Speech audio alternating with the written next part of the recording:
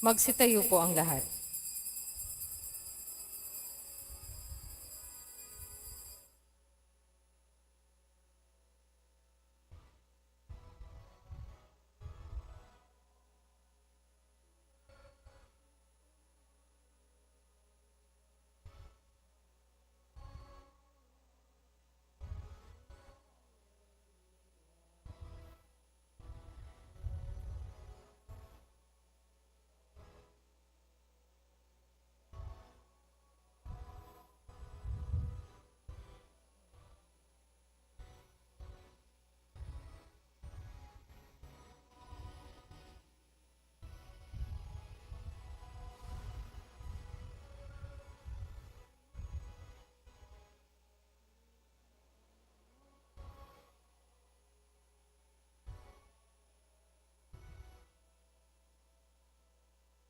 Simulan po natin ang ating pagdiriwang sa ngalan ng Ama at ng Anak at ng Espiritu Santo. Amen. Sumainyo ang Panginoon. At sumaiyo rin. Mga kapatid kay Kristo at mga kadiboto, muli tayo ay tinipon ng ating Nuestro Padre, Jesus Nazareno, bilang kaanib ng angka ng Diyos.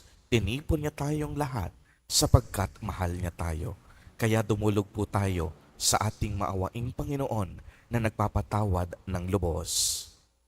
Inaamin ko sa makapangyarihang Diyos At sa inyo mga kapatid, naluba akong nagkasala sa isip, sa salita at sa gawa at sa aking pagkukulang. Kaya isinasamo ko sa mahal na Birheng Maria, sa lahat ng mga anghel at mga banal, at sa inyo mga kapatid na ako'y ipanalangin sa Panginoong ating Diyos. Kaawaan tayo ng makapangyarihang Diyos. Patawarin tayo sa ating mga kasalanan at patnubayan tayo sa buhay na walang hanggan.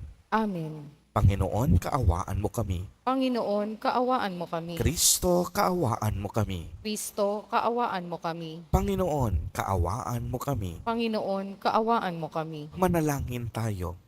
Ama naming makapangyarihan, para sa mga nananalig, ikaw ang buhay. Para sa mga nagpapakumbaba, ikaw ang kadakilaan. Para sa mga banal, ikaw ang kapalaran. Paunlakan mo ang aming mga pagluhog upang ang mga nananabik sa mga ipinangako mong kaloob ay laging magkamit ng iyong kasaganahang loob. Sa pamamagitan ni Hesukristo, kasama ng Espiritu Santo, magpa sa walang hanggan. Amen. Magsiupo po ang lahat.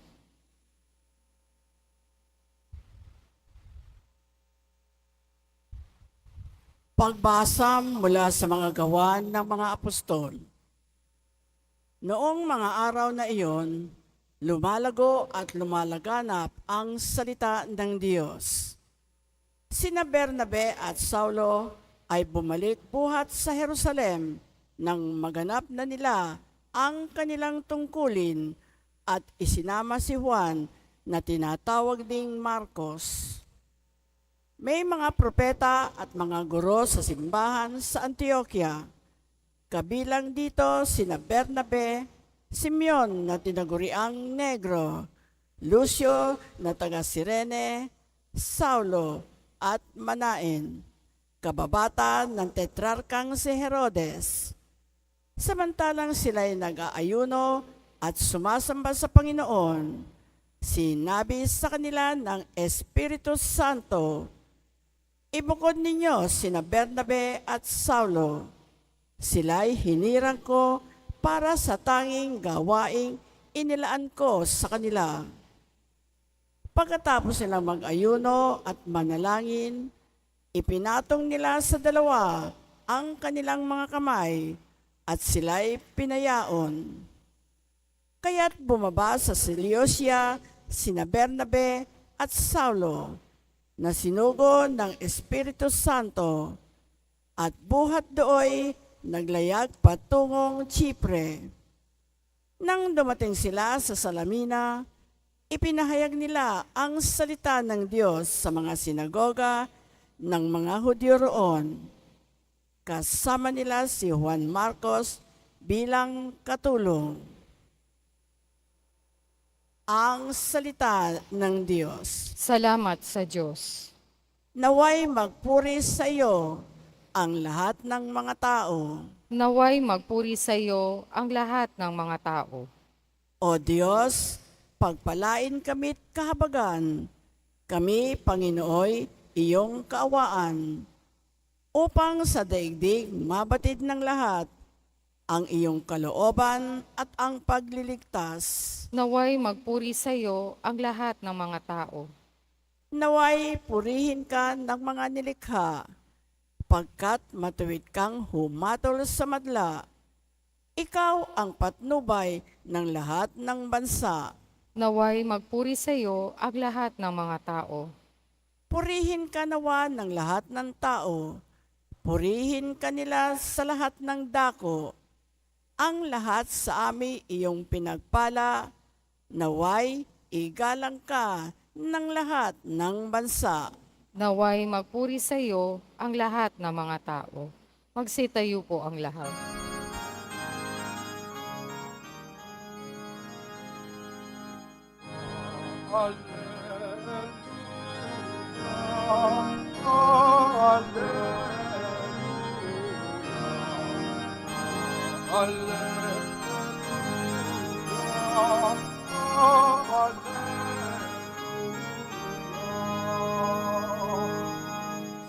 Sinabi ni Jesucristo,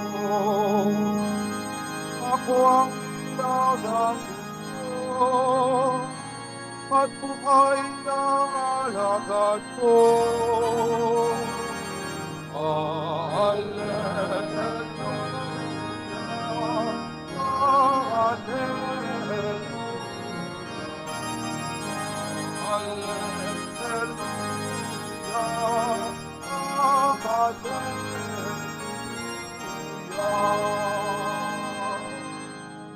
Sumainyo ang Panginoon. At sumaiyo rin. Ang mabuting balita ng Panginoon ayon kay San Juan. Papuri sa iyo, Panginoon. Noong panahong iyon, malakas na sinabi ni Jesus, ang nananalig sa akin ay hindi lamang sa akin nananalig, kung hindi pati sa nagsugo sa akin. At ang nakakakita sa akin ay nakakita sa Kanya. Ako'y naparito bilang ilaw ng sanlibutan upang hindi manatili sa kadiliman ang nananalig sa akin. Kung mapakinggan nino man ang aking mga salita, ngunit hindi niya tutuparin, hindi ko siya hahatulan, sapagkat naparito ako hindi upang hatulan ang sanlibutan, kung hindi upang iligtas ito. May hahatol sa sinumang magtakwil sa akin at hindi tumanggap sa aking mga salita. Ang salitang ipinahayag ko ang hahatol sa kanya sa huling araw, sapagkat hindi ako nagsalita sa ganang sarili ko lamang, kung hindi ang amang nagsugo sa akin ang siyang nag-utos kung ano ang aking sasabihin at ipahahayag. At alam kong ang kaniyang utos ay nagbibigay ng buhay na walang hanggan. Kaya't ang ipinapasabi ng Ama ay ang siya kong sinasabi. Ang mabuting balita ng Panginoon. Pinupuri ka namin, Panginoong Hesukristo. Magsiupo po ang lahat. Magandang umaga po sa inyong lahat, mga kapatid kay Kristo.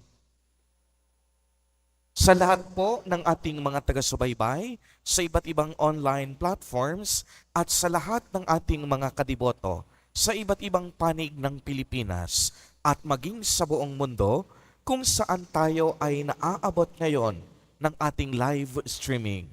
Mapayapang umaga din po sa inyong lahat. Purihin at dakilain natin ang ating Panginoon, ang mahal na poong Jesus Nazareno.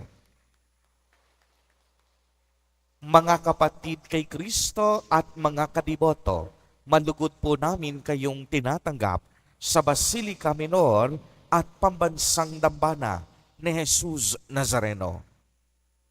Patuloy po tayong nagninilay kay Jesus Nazareno bilang ating tunay na mabuting pastol. At kahapon po, maliwanag nating narinig sa ating ebanghelyo ang sabi ni Jesus Nazareno, naririnig ng aking mga tupa ang aking tinig at nakikilala ko naman sila at sumusunod sila sa akin. Bilang tupa, tayo pong lahat ay nakikinig at sumusunod kay Jesus Nazareno. Dahil si Jesus Nazareno ang siya namang isinugo ng Ama para sa atin. Kaya nga kung anong gustong sabihin ng Diyos Ama, ipinahayag ito sa pamamagitan ng ating mabuting pastol na si Jesus Nazareno. Kaya kung inyong mapapansin, kung anong kalooban ng Ama, ay siya ring eksaktong kalooban ni Jesus Nazareno. Si Jesus Nazareno ay ang ating mabuting pastol at ang bawat isa sa atin ay kanyang mga tupa. Sa bawat araw, inaakay tayo ni Jesus Nazareno patungo sa tahanan ng Diyos Ama sa langit. Alam po ninyo, mahalaga para sa isang tupa ang kaniyang pandinig. Uulitin ko po, mahalaga para sa isang tupa ang kaniyang pandinig. Sapagkat hindi po gaanong kalakas at kalayo ang naaabot ng pandinig ng isang tupa. Kaya kung mapapansin po ninyo, ang mga tupa madalas maligaw at mapahamak. Sinasabi na ang paningin ng tupa ay abot lamang hanggang sa dulo ng kanyang ilong. Kaya masasabing nananaig lamang nito ang mga kasamahang tupa at gayon din ang pastol.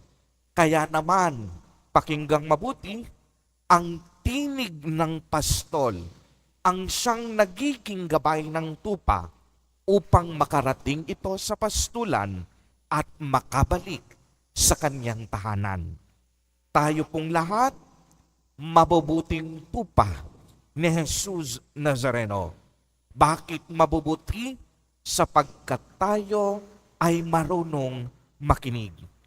Ang ating mabuting pastol na si Jesus Nazareno ay ang siyang walang sawang nagpapastol sa bawat isa sa atin. At ayon na rin sa mga pahayag sa mabuting balita, alam po ninyo, sa piyesta ng pagtatalaga ay ginugunita ang pagbabalik ng Panginoon sa kanyang templo. Dito ipinakikita ni Jesus na siya ang tahanan ng Diyos. Siya ang templo ng Diyos. Siya at ang Ama ay iisa. Ang Panginoong Diyos ay ang ating mabuting pastol. Kaya mga kapatid kay Kristo at mga kadiboto, maganda pong itanong natin sa ating mga sarili, pamilyar ba tayong talaga sa tinig ng ating mabuting pastol? Marami pong mga boses at tinig ang sa araw-araw sa atin ay bumubulong, sumisigaw at nagdidikta upang ating sundan. Alam ba natin ang pagkakaiba ng tinig ng mabuting pastol at ng makamundong tinig? Ang makamundong tinig ay mapanlinlang at naghahatid sa atin sa kapahamakan. Ngunit ang tinig ng mabuting pastol ay naghahatid sa atin sa kabutihan at kaginhawahan. Araw-araw, maganda pong sikapin natin na pakinggan natin ang tinig ng ating pastol. Naway siya ang manguna sa ating pagdedesisyon sa ating mga gawain at sa ating paglalakbay. Ang tinig nawa niya ang siyang gumabay sa atin kung saan dapat tayo ay tumungo.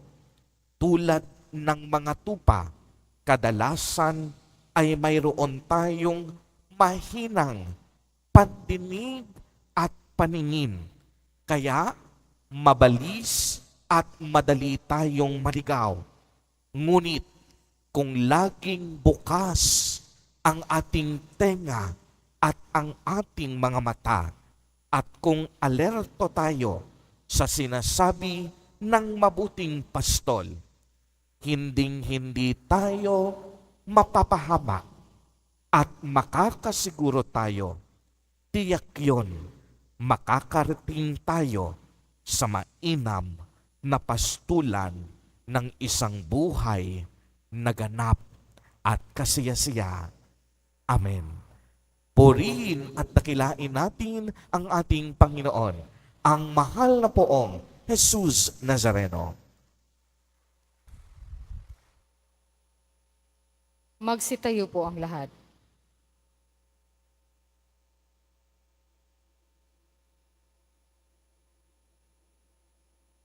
Minamahal kong mga kapatid, hindi kailanman niloob ng Diyos na tayo ay mamatay.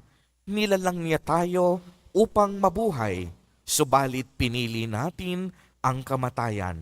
Muli tayong pinagkalooban ng buhay ni Kristong ating manunubos, kaya lumapit tayo sa ating Ama sa pamamagitan niya. Sa bawat panalangin at kahilingan ang atin pong itutugon. Ama, lumakad nawa kami sa iyong liwanag. Ama, lumakad nawa kami sa iyong liwanag. Ang Santo Papa at mga obispo naway patuloy na magpahayag ng mabuting balita ng muling pagkabuhay ni Kristo. Manalangin tayo. Ama, lumakad nawa kami sa iyong liwanag. Ang mga pinuno ng pamahalaan naway tularan ang habag at kabutihan ni Jesus sa pangangalaga sa maging sa kanyang pinakaabang kapatid. Manalangin tayo. Ama, lumakad nawa kami sa iyong liwanag. Ang mga mamamayan ng mga mahihirap na bansa naway maakit na lumapit kay Jesus na naging isang dukha para sa ating kapakanan. Manalangin tayo. Ama, lumakad nawa kami sa iyong liwanag. Ang mga may sakit at mga may mabibigat na pasanin sa buhay naway makadama ng katangi-tanging pag-ibig at pangangalaga ng Diyos sa kanila sa pamamagitan ng pagmamalasakit na nagmumula sa kanilang mga pamilya. Manalangin tayo. Ama, lumakad nawa kami sa iyong liwanag. Ang mga namayapang tapat sa Panginoon naway itaas sa walang hanggang kaligayahan sa langit. Manalangin tayo. Ama, lumakad nawa kami sa iyong liwanag. Makapangyarihang Diyos, nasa iyong kamay ang aming buhay. Taglay ang pagtitiwala sa iyong mapagpalang pangangalaga. Inilalapit namin sa iyo ang aming mga kahilingan sa pamamagitan ni Jesus Nazareno na aming Panginoon. Amen. Magsiupo po ang lahat.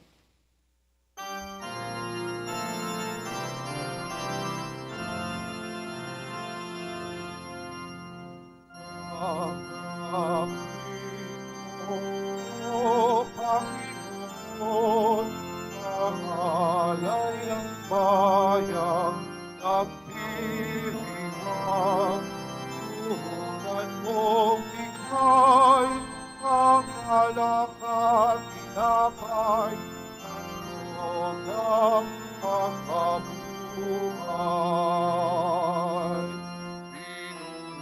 Pinunulit kita, sapagkat ako'y iniligtas. Mga kaaway di makuhang patuha mula sa libingan. Nagapit mo, O Panginoon, ang alay ng nagdidirang, puhunan mong likay, ang alak at tinapay, handog ng pagkabuhay.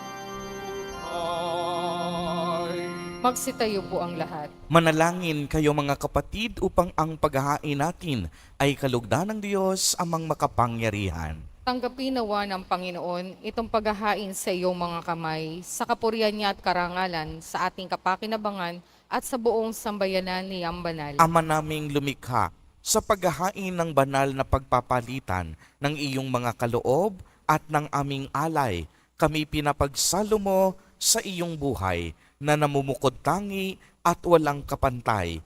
Ipagkaloob mong ang aming pakikinabang sa iyong pakikisamang aming maaasahan ay siya ring umiral sa aming pamumuhay araw-araw sa pamamagitan ni Jesucristo kasama ng Espiritu Santo magpa sa walang hanggan. Amen. Sumainyo ang Panginoon. At sumaiyo rin. Itaas sa Diyos ang inyong puso at diwa. Itinaas na namin sa Panginoon. Pasalamatan natin ang Panginoong ating Diyos. Marapat na siya ay pasalamatan. Ama naming makapangyarihan, tunay ngang marapat na ikaw ay aming pasalamatan ngayong ipinagdiriwang ang paghahain ng Mesiyas, ang maamong tupa na tumubos sa aming lahat.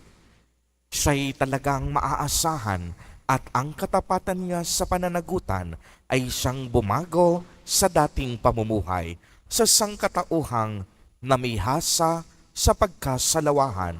Ang dangal ng tao ay ganap na itinampok upang mamana namin sa pakikipagkapatid kay Jesus. Kaya kaisa ng mga anghel na nagsisiawit ng papuri sa iyo nang walang humpay sa kalangitan, kami nagbubunyi sa iyong kadakilaan. Santo, Santo, Santo, Panginoong Diyos ng mga hukbo, napupuno ang langit at lupa ng kadakilaan mo, o sana sa kaitaasan. Pinagpala ang naparirito sa ngalan ng Panginoon, o sana sa kaitaasan. Magsiluhod po ang lahat. Ama naming banal, ikaw ang bukal ng tanang kabanalan, kaya't sa pamamagitan ng iyong Espiritu ay gawin mo pong banal ang mga kaloob na ito upang para sa amin ay maging katawan at dugo ng aming Panginoong Jesucristo.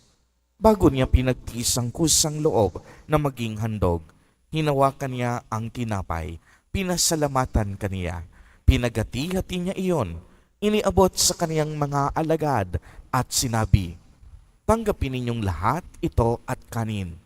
Ito ang aking katawan na ihahandog para sa inyo."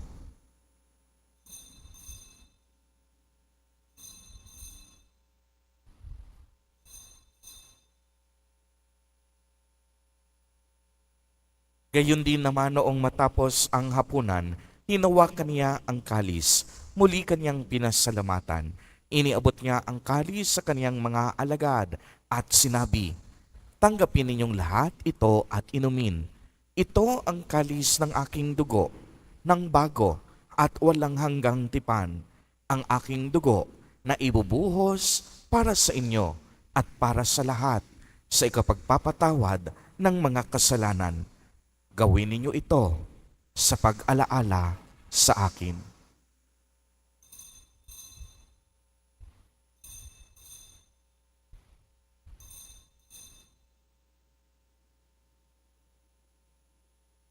Magsitayo po ang lahat. Ipagbunyi natin ang misteryo ng pananampalataya. Si Kristo'y namatay, si Kristo'y nabuhay, si Kristo'y babalik sa wakas ng panahon. Ama, ginagawa po namin ngayon ang pag-alaala sa pagkamatay at muling pagkabuhay ng iyong anak. Kaya't iniaalay namin sa iyo ang tinapay na nagbibigay buhay at ang kalis na nagkakaloob ng kaligtasan. Kami po'y nagpapasalamat dahil kami iyong minarapat na tumayo sa harap mo para maglingkod sa iyo. Isinasamo namin na kaming magsasalo-salo sa katawan at dugo ni Kristo ay mabuklod sa pagkakaisa sa pamamagitan ng Espiritu Santo. Ama, lingapin mo po ang iyong simbahang laganap sa buong daigdig. Puspusin mo kami sa pag-ibig kay isa ni Francisco na aming Santo Papa, at ni Jose na aming obispo at ng tanang kaparian. Alalahanin mo rin ang mga kapatid naming nahimlay nang may pag-asang sila'y muling mabubuhay, gayon din ang lahat ng mga pumanaw. Kaawaan mo po sila at patuloyin sa iyong kaliwanagan. Kaawaan mo at pagindapatin kaming lahat na makasalo sa iyong buhay na walang wakas kay isa ng mahal na Birheng Maria na ina ng Diyos, ng kabiyak ng puso niyang si San Jose, kay isa ng mga apostol at ng lahat ng mga banal na namuhay dito sa daigdig ng kalugod-lugod sa iyo. Maipagdiwang nawa namin ang pagpupuri sa ikararangal mo sa pamamagitan ng iyong anak na aming Panginoong Heso Kristo. Sa pamamagitan ni Kristo, kasama niya at sa Kanya, ang lahat ng parangal at papuri ay sa iyo, Diyos amang makapangyarihan, kasama ng Espiritu Santo, magpa sa walang hanggan. Amen, amen, amen. Amen, amen. Amen, amen. Sa tagubilin ng mga nakagagaling na utos at turo ni Jesus na Panginoon natin at Diyos, ipahayag po natin ng lakas loob. Ama namin, sumasalangit ka. Sambahin ang ngalan mo, mapasa amin ang kaharian mo, sundin ang loob mo dito sa lupa para nang sa langit. Bigyan mo kami ngayon ng aming kakanin sa araw-araw at patawarin mo kami sa aming mga sala para nang pagpapatawad namin sa nagkakasala sa amin at huwag mo kaming ipahintulot sa tukso at iadya mo kami sa lahat ng masama. Hinihiling namin na kami iariya sa lahat ng masama, pagkalooban ng kapayapaan araw-araw, iligtas sa kasalanan at ilayo sa lahat ng kapahamakan, samantalang aming pinananabikan ang dakilang araw ng pagpapahayag ng tagapagligtas naming si Heso Kristo. Sapagkat iyo ang kaharian at ang kapangyarihan at ang kapurihan magpakailanman. Amen. Panginoong Kristo, sinabi mo sa iyong mga apostol, kapayapaan ang iniiwan ko sa inyo. Ang aking kapayapaan ang ibinibigay ko sa inyo. Tungayan mo ang aming pananampalataya at huwag ang napakarami at paulit-ulit naming pagkakasala. Pagkalooban mo po kami ng kapayapaan at pagkakaisa ayon sa iyong kalooban, kasama ng Espiritu Santo, magpa sa walang hanggan. Amen. Ang kapayapaan ng Panginoon ay laging sumainyo. At sumaiyo rin. Magbigayan po tayo ng kapayapaan sa isa't isa. Kordero ng Diyos na nag-aalis ng mga kasalanan ng sanlibutan, maawa ka sa amin. Kordero ng Diyos na nag-aalis ng mga kasalanan ng sanlibutan, maawa ka sa amin. Kordero ng Diyos na nag-aalis ng mga kasalanan ng sanlibutan, ipagkaloob mo sa amin ang kapayapaan, magsilod po ang lahat. Mga kapatid kay Kristo at mga kadiboto, narito po ang ating Nuestro Padre, Jesus Nazareno. Siya po ang ating mabuting pastol. Lumapit po tayo sa Kanya, makinig at magbalik loob. Siya ang kordero ng Diyos. Siya ang nag-aalis ng mga kasalanan ng sanlibutan. Mapapalad po tayo na inaanyayahan sa Kaniyang piging. Panginoon, hindi ako karapat-dapat na magpatuloy sa iyo, ngunit sa isang salita mo lamang ay gagaling na ako. Ipagsanggalang nawa tayo ng katawan at dugo ni Kristo para sa buhay na walang hanggan. Amen.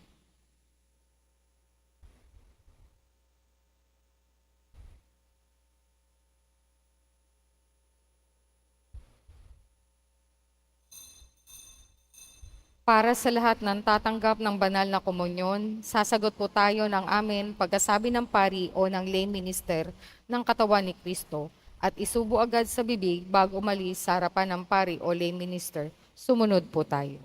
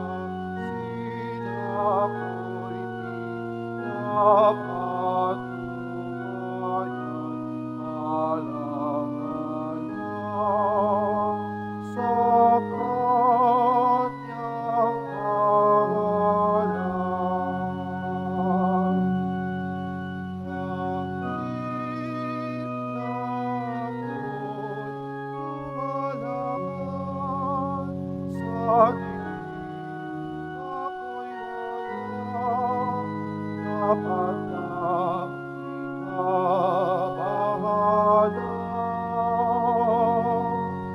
Pagkat ikaw ay kasama ko, ang kamalungkot lungkot, ang sakit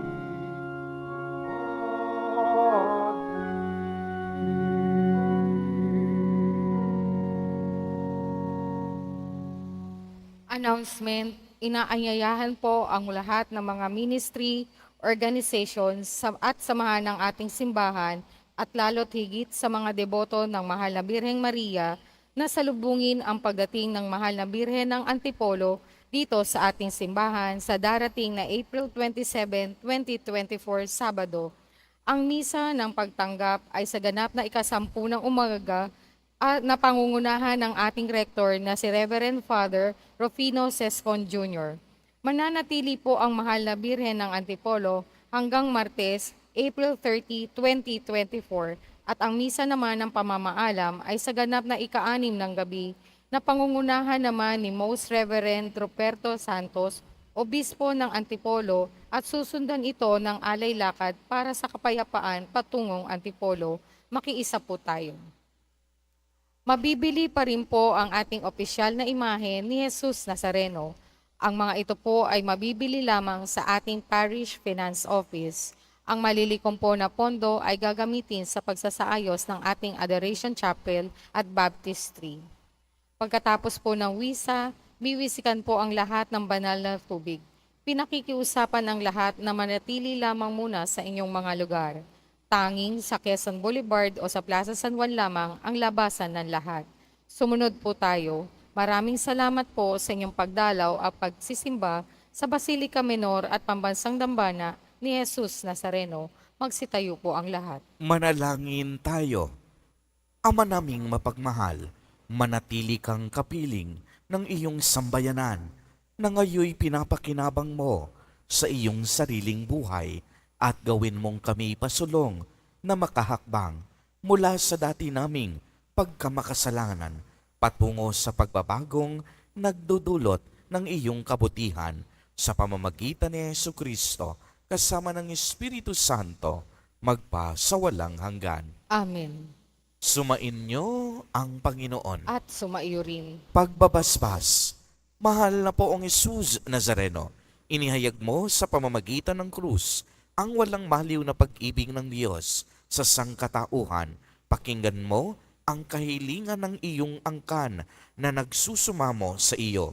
Makamtanawa nila ang iyong katugunan at tanggapin ang kasagutan na may utang na loob na tinatanaw. Basbasan din po ninyo ang mga daladala nilang mga imahen at dasalan. Sa pamamagitan ng bendisyon na ito, naway maalala nila ang mga pangako nila noon sa binyag na ikaw ang kanilang iibigin at paglilingkuran bilang Panginoon magpa sa walang hanggan. Amen. At pagpalain po kayong lahat at ng inyong buong pamilya ng makapangyarihang Diyos, Ama, Anak, at Espiritu Santo. Amen. Humayo kayong taglay ang pag-ibig at kapayapaan ng poong Jesus Nazareno. Salamat sa Diyos.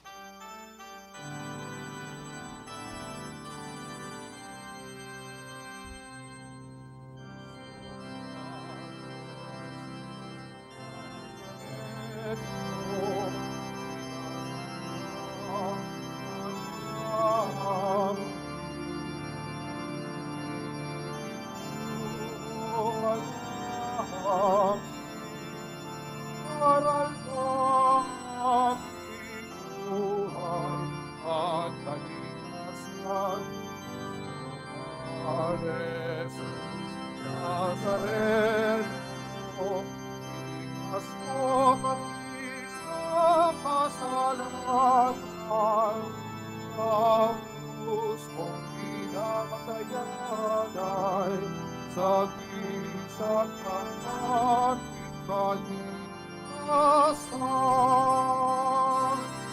Nuestro Padre Jesús Nazareno, ibarangan ka namin. Nuestro Padre Jesús Nazareno, ibarangan ka namin. Nuestro Padre Nazareno, ibarangan ka namin. Nuestro Padre Nazareno,